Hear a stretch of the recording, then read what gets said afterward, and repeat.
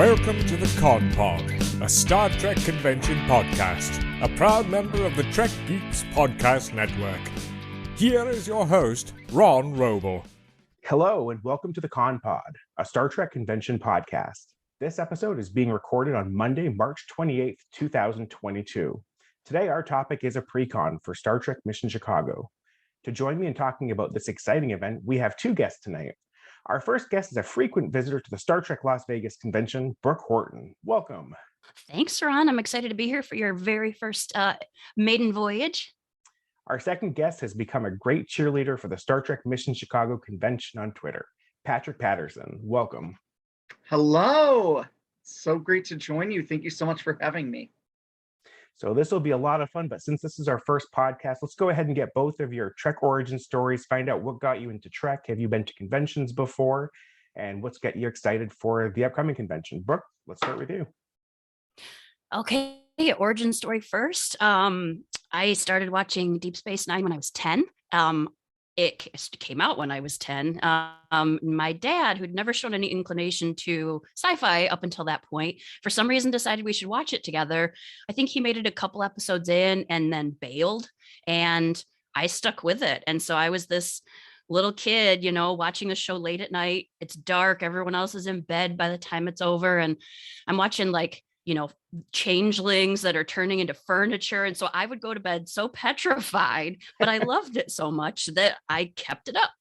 And it's been a constant part of my life since then. I feel like in the 90s, I was pretty busy being a teenager and, doing teenagery things. But with the advent of disc delivery from Netflix in my college years, I got to catch up on everything that I'd missed, and I'm current and I'm a completionist. I love it. And so is Deep Space Nine your favorite Star Trek? Yeah. I don't see that being usurped anytime soon. Amazing. Perfect. And Patrick, let's hear your Trek origin story. Deep Space Nine is my favorite Trek too. And I love a lot of the new Trek, but I also do not see Deep Space Nine getting usurped amongst my favorite Trek. I don't know. It's one of those things, I don't remember I remember the first episode of Trek I saw, which was A Taste of Armageddon, original series. It was, reruns, must have been in the summer at some point. I don't remember how young I was, but I like to say I was born on Star Trek Day, on the 20th anniversary of Star Trek. So September 8th, 1986, Star Trek turns 20 that day. It was meant to be. So I feel like it was meant. Yeah, it really was. It's part of my blood. And, my dad watched it, but it was more so that thing, I watched it. And Deep Space Nine was on when I'm just a little younger. It started when I was maybe 7, I think. But I would watch it, and I remember the last episode, watching it on, in the living room and just being so excited and all that. So it was definitely my intro to Trek fandom. That's great. And I know, Brooke, you've done a few STLVs. Patrick, is this going to be, have you been to Star Trek Las Vegas? Have you done conventions before? No, I've never done a Star Trek or sci-fi convention. I've gone to RuPaul's Drag Con here in Los Angeles. But besides that, no, I haven't done any other conventions. That's incredible. Total tangent. Are you watching the current season? Who are you rooting for? Of course, I'm watching the current season. I think right now I'm rooting for Willow Pill. Team Willow. It's a way to go. Willow and Angeria. I love both of them. But yes, and Espana started yesterday. I'm watching Espana, but I'm a big drag fan. I've gone to all but one of the drag cons, and I won't be going this year, which is sad. But I'm going to Star Trek Mission Chicago instead. The Star Trek convention should always win. And honestly, my guess is so you've got Comic Cons, which spread out the interests, right? You've got people there for anime, you've got people there for purely to be seen cosplaying, but RuPaul's is a one love, it's the one thing that brought you all there. So I'm guessing that translates. I'm guessing your experience there will translate to Star Trek, because again, we're not all there. We all like different shows. We might all like different aspects. You've got your cosplayers, you've your vendor folk, you've got people like me that really just want to see the other fans and friends, that I've these friendships that I've developed, but we're all there for one passion. So I'm thinking it's going to feel familiar. Absolutely. I think you can't find two conventions that'll have better cosplay than a RuPaul Con and a Star Trek convention. Totally. That's the truth. Having said that, let's jump right into it. We've got a lot to go over. So this convention was announced well over a year ago, and kind of slow to get a lot of information. Those of us that have gone to the convention in Vegas in the past kind of have a lot of time to prep, with over 100 guests being announced very far out. Right now, last check, the Vegas convention in August has 69 guests right now. We aren't quite to that number for Chicago, but we've had a lot of announcements over the last couple days. So tickets, we have all kinds of different options. There's kids tickets for ages 6 to 12. The 3-day tickets, $35. Single-day adult tickets are $65. 3-day adult tickets, $155. And of course, that 3-day priority one VIP access for $750. So wondering, do you guys have your tickets? Have you received them in the mail yet? Brooke, let's run with you. Yeah, I just got mine this week, actually. I've been trying on different lanyards and giving it a day, staring at it. Right now it's just green. I'm not sure what I'm going to pick. I probably will be on Etsy after we finish this call, trying to pick something really cool. But I did get I'm going to be sporting the original series James T. Kirk for the 3-day adulting pass. Yep, and I ordered mine. I ordered mine ahead. early, again, not knowing the difference between my STLV experience and this, where I think one thing we do know is that STLV always has copious amounts of space, whereas Mission Chicago may be a different experience. So I definitely have been on top of making my plans, erring on the side of caution. And it's interesting. One of the things you mentioned with Vegas convention, everybody's guaranteed a seat in that main theater. And it's looking like even with the priority one access, the VIP ticket for that $750, it mentions there's reserved seatings, but it doesn't say it's guaranteed seatings. So they're still encouraging people to get there early. Patrick, how about you? If you got in your ticket, what level did you go for this time? I went for that $750 priority one access, so I better get seating at where I want to go. I spent a lot of money for that. My lanyard, I don't have it on me right now, but has Soniqua Martin Green as Captain Burnham. So that's who's featured on mine. And she looks great on those.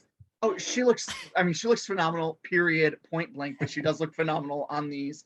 And I decided this is my first Trek convention. It's my first kind of trip really since the pandemic. So I went hardcore. I was like, I'm going to get the best tickets. And I'll say this, I did that because, this is it's officially licensed. I was like, well, it's an official convention. I am a little disappointed with how little information we've gotten so far. So hoping my $750 is worth it, but I'm still very excited. So. And your energy feels familiar, right? Everybody seems to be in your boat. Everybody's like, the sun is on my face. Finally, I've emerged from the clouds. Everybody's just ready. And the turnout, just from amongst our Twitter acquaintances, the turnout's going to be huge. I agree. It feels like we've hit this thing running really fast. It wasn't maybe a month and a half ago. I actually emailed ReedPop and was like, is this thing still happening?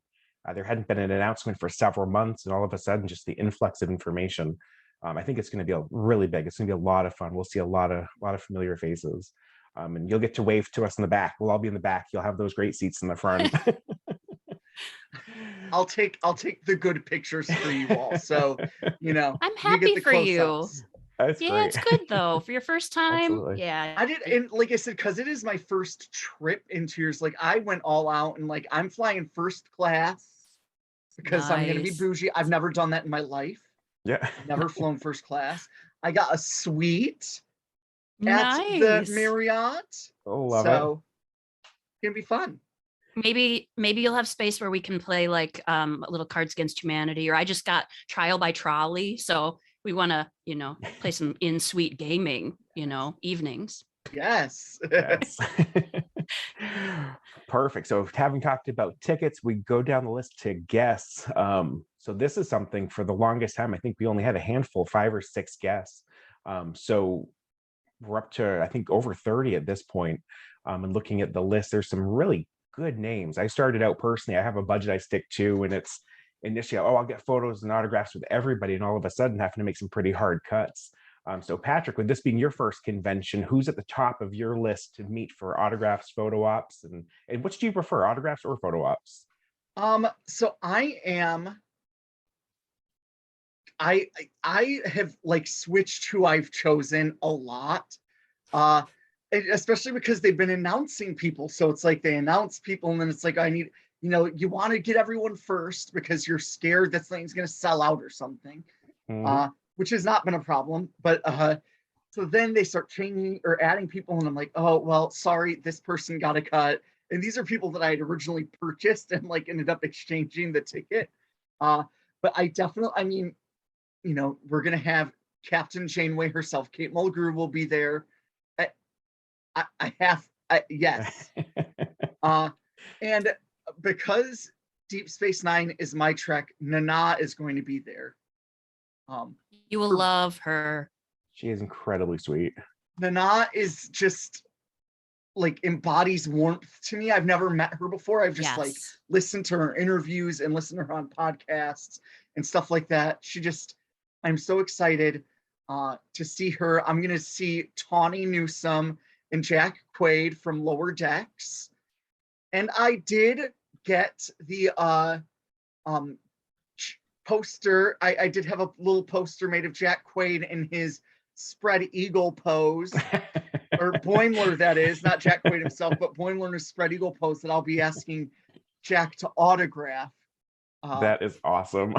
And to answer your first question, because I really went on a tangent, I'm doing autographs and photos for Kate and Nana, and just autographs for Tawny and Jack. And Kate, I don't know if either of you or seen Kate, she actually has an option so that you can do an autograph with a selfie at the same time. And like, I don't need the professional photo. I just need the selfie. So it's like, select. Yep. They've got a good energy usually. And I'll tell you, I've done the photo ops, the selfies. The selfies I find always come out so much better. The photos, they do a good job, but the selfies, you're getting 5 or 6 pictures at the same time. And if you're going to blink, you'll catch it. They always come out so much better. Mm-hmm. It's because everybody's ready when you're standing there doing a selfie. You're like, hey, all right, ready? Click. Whereas you're like, you're shuffling through with those professional photo ops, and like, it's not clear to anyone exactly when the shutter is going off. It'll be interesting too. I know in other conventions, you can approach these folks and do selfies if they're not even listed on the website. It'll be interesting to see if that happens at this convention. But Brooke, how about you? Any autographs lined up? You know what? I think that, to be honest, I haven't been to Chicago in so many years, even though I live like 3 hours away. I may be leaning my budget into food for the long weekend, to be honest. I also have no more wall space in this. You can see my library, but like, I'm out of space for things like photographs, and I don't really just get them and then tuck them away. So I'm not going to do autographs or photos, I don't think. However, I always do a quick blitz around my nerd room to see if there's like a piece of Deep Space Nine memorabilia or paraphernalia that I need a signature on yet. That's always possible. But I will say, I am most excited. One, I've never seen Will Wheaton. I've never gotten to see a panel because he hasn't been to STLV for any of my trips out there. And I think in a similar vein, Lower Decks hasn't really featured at STLV. And so I'm really excited for there to be some Lower Decks love at this one. And Mike McMahon's not listed on the guest site, but he seems to be indicating that he's going to be there and part of the panels. So it kind of makes me curious, like, all right, who are they not considering guests that are still special people that we'll be excited to see? Like, is Michael Westmore going? Because I want him to sign his book, and these behind the scenes people I'm as interested in as guests. So we'll see. I'm with you. I've been collecting autographs left and right, and I get these little cards from Rittenhouse that has the patches of their uniforms. And I'm convinced I need to get the Strange New Worlds cast. So Anson Mount being there, he's at the top of my list. And, just for the heck of it, I'm bringing my cards from number 1 and Spock, because who knows who will be there. I know Mike McMahon, he said he's going to be there. They actually teased that we're going to see some clips from season 3 of Lower Decks. I'm so super excited for that. And yeah. He confirmed a panel, I do believe, too. So he's for sure going to be there. Awesome. The at least Aaron Waltke from Prodigy. I think also the Hageman brothers. So I don't think that they're considering guests anyone behind the camera or behind the scenes. I wish they would. Agreed. I wish they would. I mean, these are the people who bring these stories to life, you know, these writers and the designers. And I mean, no, they've got equal standing for me, but it's interesting. Maybe that's just Mission Chicago learning. Well, and we've seen a lot of these folks come to the Vegas convention, and they'll be listed as a guest, but if they're not selling tickets, it doesn't pop up on the website. So I'm guessing maybe ReedPop's doing that same thing where we'll see a lot of these folks at the last minute who they're there. Maybe they'll do some autographs, maybe they'll do signings, but they'll definitely be on panels. Who knows? So how do we know what to bring? Right? I'm hoping we still see Patrick Stewart, to be honest with you. He does. He's proven he likes a drop-in. Absolutely. So looking at some of the events coming up, the schedule hasn't dropped yet. I know traditionally we probably won't see that until a few days prior, but there are a few things that have been announced as far as exploring the Cosplay and Family headquarters. We've got the Cosplay Showcase. Do either of you cosplay? Any big costumes? I'm not a cosplayer personally. I love cosplay. I love people who cosplay. You know, like I said, I go to RuPaul's Drag Con. Like drag is like cosplay. I just don't. I don't get into it because I'm just too. I don't know. Like I just really enjoy being extremely comfortable at all times. I think we've seen a lot of folks that go to Vegas and they've been so many times. They know the routine. They know exactly how many steps it is from their room to the convention floor. With this, everybody's spread out over so many different hotels that are all close together. We're not going outside at all. Everything's enclosed. But personally, I don't do a lot of cosplay, but if I did, I'd want to make sure I knew exactly where I was going and be so comfortable in that walk. Yep. I'm a Trek t-shirt collector. So I mean, I'm wearing one now. I'm wearing them frequently. So that's more my jam. And honestly, much in the same way as like, I love classical music, but I can't play a note, and I love art and I can't paint a stroke. And I feel like sound like I'm creating a limerick or a poem here, but I'm an appreciator of these things. And that's exactly what I am when it comes to cosplay. So when I was looking at the events, I was really excited about this like heavy attention given to cosplayers, but purely because I love that other people love it. I love their energy. I love appreciating their work. There's something really nice about being able to compliment people and, you know, not being in the role of receiving, but just dishing out compliments left and right. Like, you know, that's something I love. It'll be fun. Some of the attention to detail in these costumes is incredible. So I'm excited to see that cosplay showcase. We have Wolf 359 Gaming. They say it's hours of fun at warp speed with free-to-play gaming zone.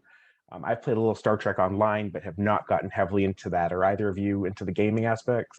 Animal Crossing is about my speed. I'm not even like that. I'm like Wordle. I can do a Wordle, but I'm not a gamer. Star Trek Online, here's the thing, is like, I know you can do stuff where it's like, I would just want to hang out at Deep Space Nine on like the promenade all day. And people are like, you can do that, but it's like, walk around. I have to get through the training to do that. And let me tell you, even the training was too much for me. I was like, I was doing it for hours and I'm like, when does this end? Bye. So it'll be fun to see what's set up there. I know, again, going back to Vegas, we've had times where they've had like the Dave and Buster's set up, which I don't know if you consider that a game or an experience, but they might have some really cool things to check out and play with. Also, well, not to mention the fact that some of the people who work on the games are coming. Some of our acquaintances that actually work in these games will be there. And like, man, I'm excited I feel like I'm just gushing, but I'm excited to celebrate those people and like hear from them, you know, like what their experiences have been in and kind of give them a moment in the spotlight. That'll be really cool. 100%. So going down the list, next is the Tattoo Quadrant. They'll have the Ink Fusion Tattoo Empire there doing Star Trek tattoos. Are either of you tattooed? This is one of those things that's on my bucket list. But so I am tattooed. I have many tattoos. I have a Star Trek tattoo. I have the Cerritos. I saw that. I love it. So it's if you go to it's my pinned tweet because I have the actual Cerritos. It's hard to see because of the blur. It That is is awesome. beautiful. So yeah, I don't know that I would get a tattoo there. I mean, the thing is, like, tattoos take time, and even if it was something I knew I would want, like, I don't know if I'd want to invest the time. It's just like, but I think that's really cool, and I'm going to look and see what they're doing. Hmm. But yes, I do have tattoos, and I do have a Star Trek tattoo. I love it. Yes, My so I'm permanent. I'm also a tattoo person, but I admit, so speaking as a tattoo person, my guess is they will have a book of itty bitty Mhm. teeny tiny Star Trek images that people who have sleeves will be like, oh, I have a tiny gap, just plunk that little com badge in there.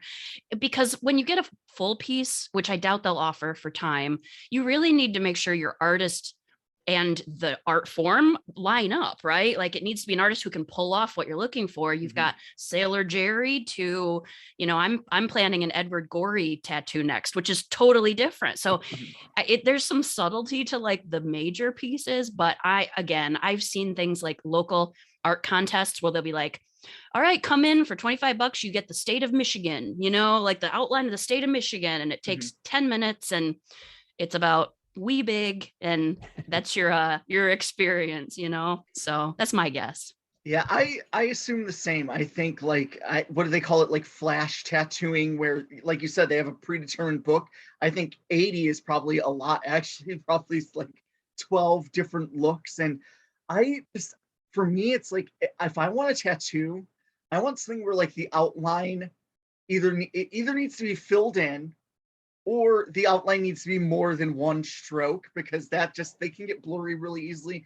The one stroke outline, I want something that's not going to necessarily fade after 4 days. Yeah. Now, if they have temporary tattoos, you might see me signing up for one of those very quickly.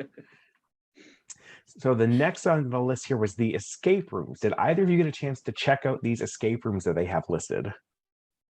I only saw one. Do they have multiple now? It's hard to tell. I don't know. There's a video, and if you haven't seen it, go to StarTrekMissions.com, check out the video. It looks very science fiction generic-y, does not look like it's necessarily at all geared towards Star Trek or licensed. In fact, the video at the end shows that they'll provide this escape room for free to any event. So just click here for more information. $10 per person. It looks like something that might be fun. It just looks really complicated to book. I don't know. Brooke, have you any interest in doing one of these escape rooms? So when COVID hit and we were all like, what the hell's going on? Like, nobody knew, our lives were changing. Like, so the day that my office got shut down and everyone got sent home for at that point an unknown time frame, I had an outing with my work colleagues at an escape room. Come to find out, on the first day of COVID, we were like, let's close ourselves in a room together and just be in the same space and share the same air. So which was obviously a terrible idea. And there's photographic evidence of it on Facebook where I was joking, like, did we do this right? This pandemic right? And I'm like, oh my God, I got to delete that. I probably would not do a generic escape room, one, just because of probably health and safety, and two, if it's not Star Trek related, I think I'd rather be doing any of the other innumerable things available at that time slot that are Star Trek related. So. And it's unfortunate. There's a Star Trek branded escape room in Vegas, and I've heard there's one coming to Orlando as well. So it'd be really a cool opportunity if it was Star Trek. But it's just it's science fiction. It just seems like a generic kind of ripoff. So I don't know. Looks interesting. Well, it's free. It's free. Patrick's $750 can't pay for everything. It only goes so far. You got to get the free one. So next down the list was the Kate Mulgrew book signing. It sounds like she'll be there signing books. I did notice they updated her listing on the website where you can buy the book and get the autograph as well at the same time. Very interesting. I have not read either of her books, but I've heard incredible things. Patrick, you seemed excited about seeing Captain Janeway. Do you think you'll be getting one of her books while you're in Chicago? I will probably buy the books, though. The thing I want autographed from her is the autobiography of Catherine Janeway. So I won't have her autograph the book, but I will probably buy her newer book. And did you listen to the audio Kate version? Did you listen What? to the audio version of the autobiography? Of course I did. The Yes. only way I was going to consume the autobiography was hearing Captain Janeway herself, Kate Mulgrew, doing the voice. Is it Love it. amazing? It's in my Audible queue. Like I spent the credit a long time ago when it became available. I just haven't gotten to it yet. I think it's good. Whether it's amazing or not, I just think it's great to hear. And it was before Prodigy, so it was just so great to hear Kate Mulgrew as Janeway again. Yeah. So I just loved that. It's such a quick listen too. I think it's 6 or 7 hours, so it's really not one of those long 20-hour audiobooks. She does a great job. So continuing on panels and screenings, there's not a lot of information out there on these. I did have to capture the wording on the website. It says, let's explore strange new worlds across the Star Trek fandom. So I'm super excited for Strange New Worlds. And I don't know, I'm taking this as a teaser. We'll have a lot of Strange New Worlds content. Wouldn't be surprised if maybe we get to see the first episode, probably at least some new trailers. But what are your thoughts? What kind of panels or screenings would you be really excited to see? Brooke, let's go ahead and kick it off. I think honestly, for me, again, I'm coming from STLV. I'm so used to the STLV format that I'm just, I don't have any expectations other than I'm excited to see how another organizer handles it, right? We've heard very similar interview questions for some. I mean, I've seen Walter Koenig every time I've been there, and I go see him every time because he's a darling, but I've heard him interviewed by the same people every time. And I'm really excited to see if Reed Pop shakes up the formatting of the panels. Obviously, we'll have different MCs asking these questions.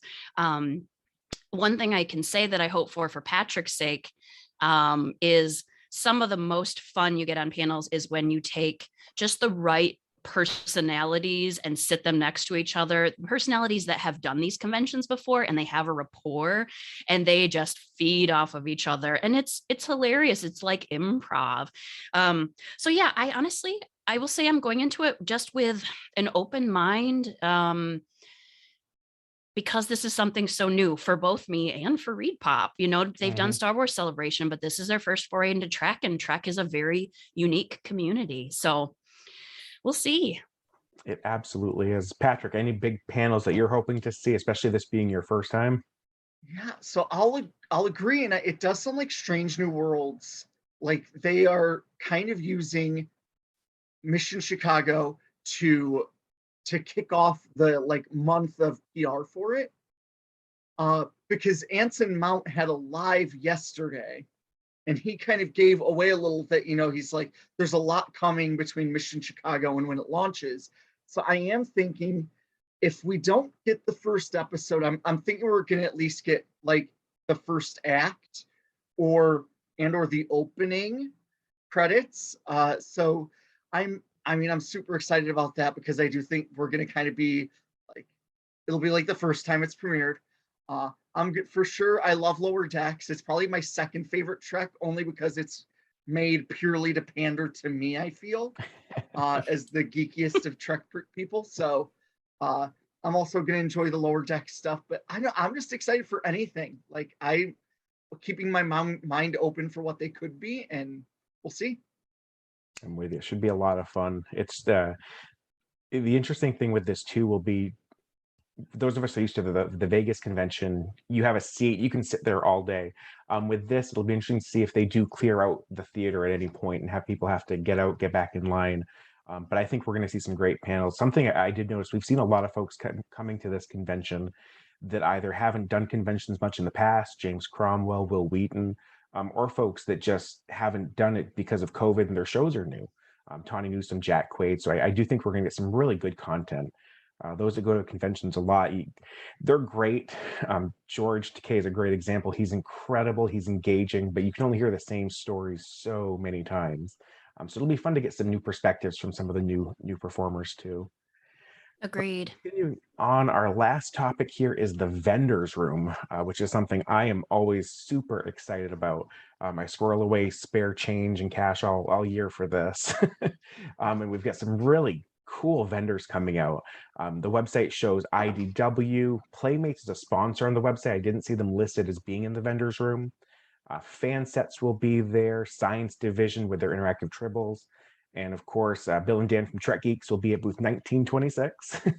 But besides the obvious Trek Geeks booth, who are you guys excited to see for vendors? Are there any products you're looking to get? Oh, Star Trek wines will be there too. That's towards the top of my list right now. But who are you excited about?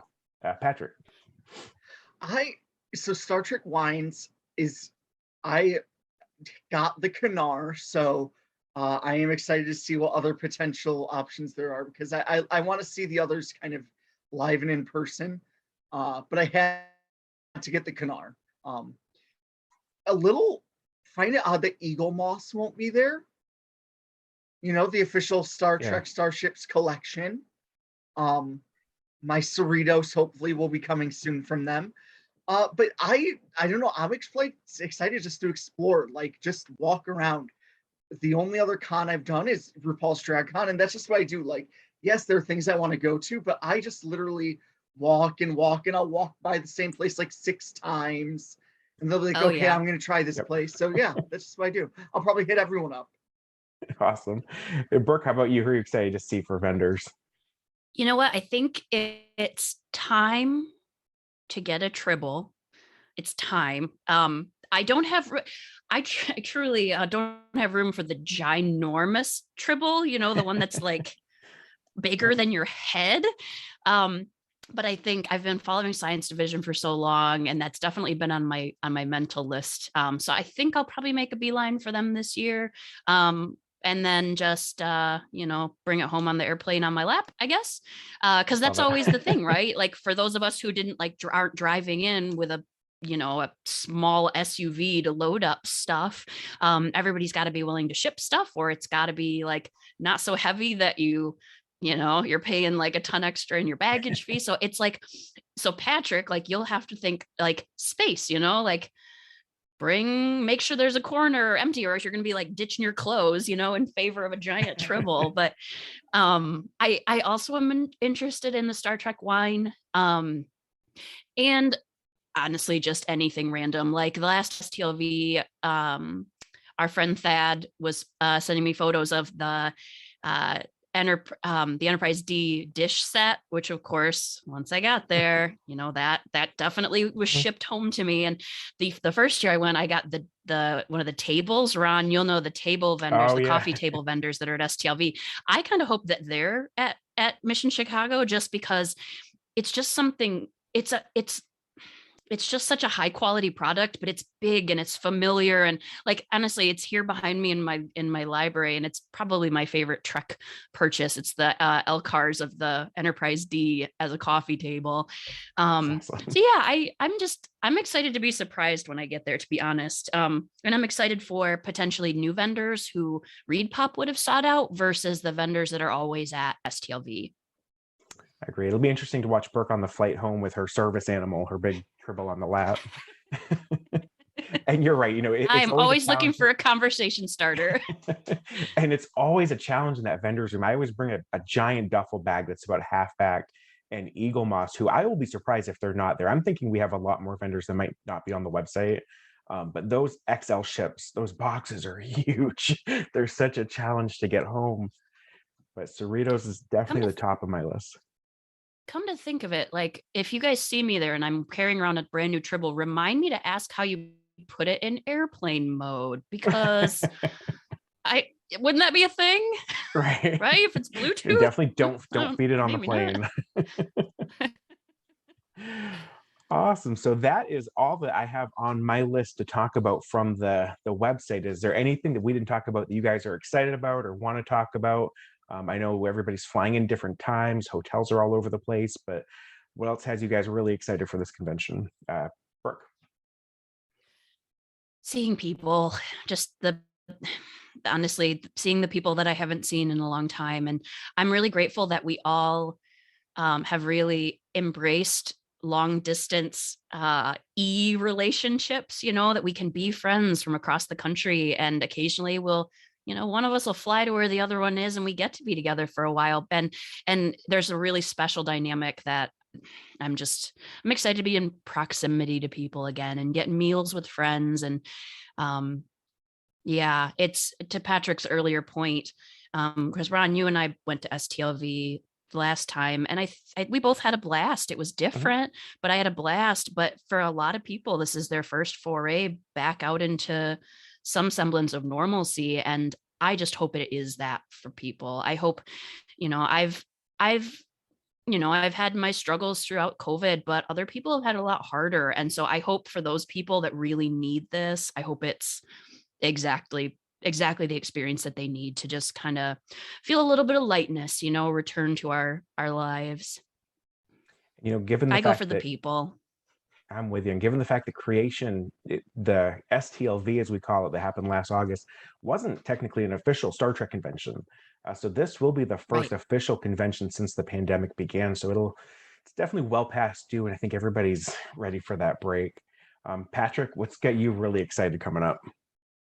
So I agree. It's the people, like, you've built these, kind of parasocial relationships with people on, Twitter and stuff. I'm very active on Twitter.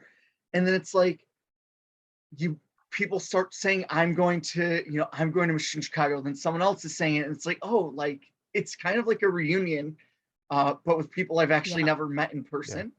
Yeah. Totally. So, I mean, that was, for me, like, people at the beginning were like, oh, like, there aren't that many guests announced and, all this stuff. And I was like, I didn't even think about that. I wasn't even going for the guests. Totally. So for me, like a convention veteran. Yeah, like that's for me is what it's about. Like, I just am excited to see all these people I've built these relationships and friendships with and just enjoy the time there. And if you love it and decide you want to do more, I think you'll find it's a little like being a kid going to summer camp and you have your camp friends and you're like, oh my God, every summer I'm so excited to go hang out with my camp friends, And of course, at that point we were like, when I was going to camp, there was not Twitter and there wasn't we weren't texting each other, or maybe we barely were, but no, the fact that we have easy access to each other every day is great. But the fact that we get to actually go and commune over this thing, and you'll be like, oh my God, you're so much taller than I expected. Or it just, there's something, over a medium, even like Zoom, you just don't get the warmth of a person, or, there's just something about being in the presence of other people. But speaking on I'm curious what ReedPop will ultimately come down with for COVID protocols, because they've been pretty quiet about that, at least to my knowledge. And I did click on the website today in preparation for this show, and it kind of just said, we're monitoring things and check back. So I certainly hope, Ron, as the go-to convention guru, you've probably got your ear to the ground and can tell us when you hear something if we don't. Yeah, I'm surprised they haven't announced anything yet, to be honest. And I've seen a lot of people, I think a lot of folks will still be masking up. I'm sure we'll see hand sanitizing stations everywhere. And they haven't even mentioned necessarily bringing your vaccine card. I would advise everyone that's listening, bring that card just to be on the safe side. Yeah, it'll be interesting to see what we get at the last minute for protocols. Yeah. So having said that, thank you both so much for joining us this evening. Like I said, we're 10 days away from this convention. I'm seeing a lot of folks post online asking questions what it's going to be like. This is new to all of us. It'll be a brand new convention. So we're excited to see everybody. If anybody wants to connect with you guys online, where should they find you, Brooke? On Twitter, I'm at the Replimat.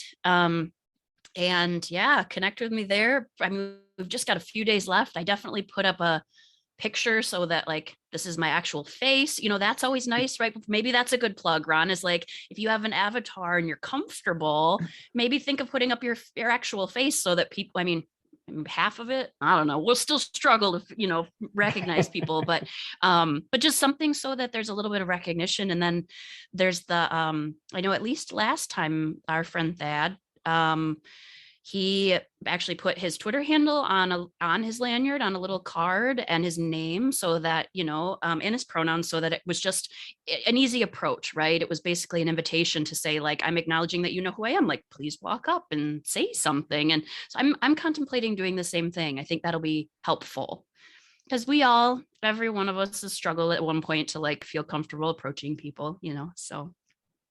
And I find a lot of Star Trek folks, myself included, deep down, we are all introverts who go to these conventions to become extroverts. And it's always a challenge to push out of that comfort zone. For sure. Love that. Patrick, if people want to stay in touch with you online, where can they find you? I'm on the Twitter, so it's at PDP Does Trek.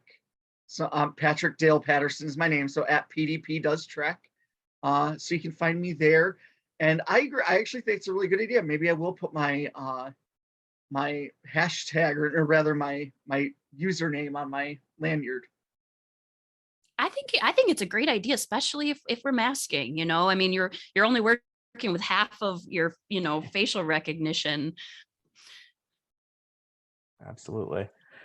Perfect. Well, thank you guys again so much for being here. We look forward to seeing everybody at the convention. If you are interested in hearing more about the convention, the Trek Geeks podcast will be dropping an episode on April 6th, so right before I think most of us are flying out, talking about the convention. So definitely get a good update from Dan and Bill. But thank you again for being here. This has been the Con Pod, your Star Trek convention podcast. Thank you guys so much.